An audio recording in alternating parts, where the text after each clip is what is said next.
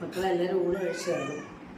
ഇതിൽ ഞാൻ വിളിക്കും എല്ലാവരും ഊണ് കഴിക്കാൻ പോയാൽ എനിക്ക് പനിയായിരുന്നു. പനി വന്നാൽ അലർജി ഉണ്ട്. അലർജി വന്നാൽ ഇതൊക്കെ കഫമായിട്ട് മാറും. കഫം ആയിട്ട് മാറും. ഇഷ്ടംപോലെ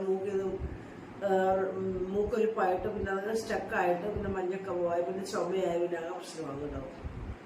അപ്പോൾ അങ്ങനെയുള്ള പിന്നെ ഇടയ്ക്കിപ്പോൾ ഞാൻ കുറേ തവണ തൈര് ഉപയോഗിക്കുന്നത്. അതാണ് തോന്നുന്നത് എനിക്ക് ഇപ്പം ഈ വിട്ടു മാറാത്ത. ഞാൻ നമ്മുടെ വീട്ടിൽ പൊടുങ്കൈയൊക്കെ ചെയ്തായിരുന്നു കേട്ടോ, പനിക്കൂർക്ക അതൊക്കെ നല്ലതാണ്. പക്ഷെ എനിക്ക് ഈ തൊണ്ടയ്ക്ക് വെള്ളോട്ടാ, ചെസ്റ്റിനൊന്നും കുഴപ്പമില്ല കേട്ടോ.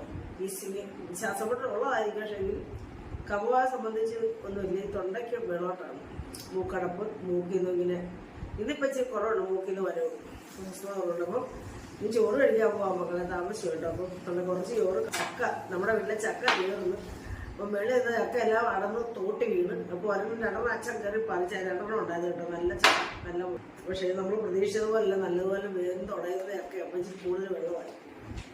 പിന്നെ വേറെ കറിയൊന്നും വെച്ചില്ല കേട്ടോ. വെണ്ടയ്ക്ക മെഴുക്കുവരട്ടി,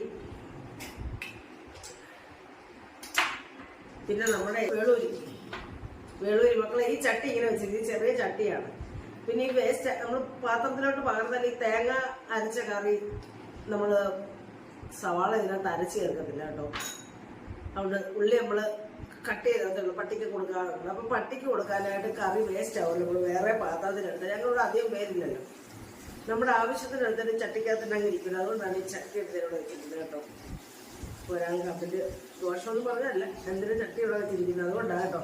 അപ്പോൾ ഇത് പകർത്താമെന്ന് വിചാരിച്ചപ്പോൾ ചെറിയ ചട്ടിയാണ്. പിന്നെ പകർത്തണ്ടെന്ന് വിചാരിച്ചു. പിന്നെ നമ്മൾ ഗ്യാസ് വെക്കുന്ന കരിയുള്ളതല്ല.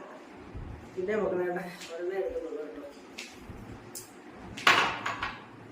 അപ്പം ഞാൻ ചോറ് കഴിക്കണം. വല്ലതും വാ കഴിക്കാൻ, ചോറ് കഴിക്കാം. തീരെ വയ്യ കേട്ടോ. അതിപ്പോൾ റിസപ്ഷനെ കാണാൻ പോകണം. അപ്പം ശരി മക്കളെ.